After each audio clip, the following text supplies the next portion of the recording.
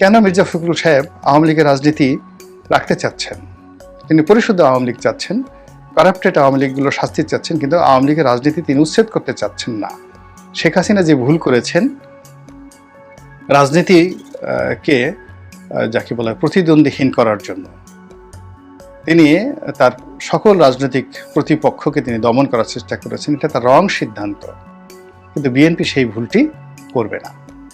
না করার কারণে আপনি দেখুন তারেক রহমান সাহেব, বেগম জিয়া, মির্জা ফখরুল সাহেব তারা ৩২ নম্বর নিয়ে ১৫ই আগস্ট নিয়ে একটা টু শব্দ কিন্তু করেনি। আপনি কি তাদের চেয়েও বড় নেতা হয়ে গেলেন? তাদের চেয়েও আপনি দেশপ্রেমিক হয়ে গেলেন? আপনি বাংলাদেশের জামাতের কত মানুষকে কত ক্ষতি করেছে শেখ হাসিনা।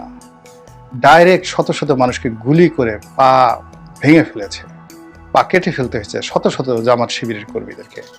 তাদের ২০০৯ থেকে তাদের জীবন তছনছ করে দিয়েছে। কই তারা তো বঙ্গবন্ধুকে নিয়ে একটা বাজে কথা বলেনি, তারা তো রিসেট করতে বলেনি। আপনাকে বলেছে জামাতের লোক রিসেট করার কথা? বরং তারা প্রথমে এসে বলেছে আমরা আওয়ামী লীগকে ক্ষমা করে দিয়েছি। কেন এই কথা বলেছেন? এর রাজনৈতিক গুরুত্ব আপনি বুঝতে পারেন? অনেকে তার সমালোচনা করেছেন, কিন্তু দুদিন পরে দেখবেন যে তার কথাটা কত গুরুত্বপূর্ণ।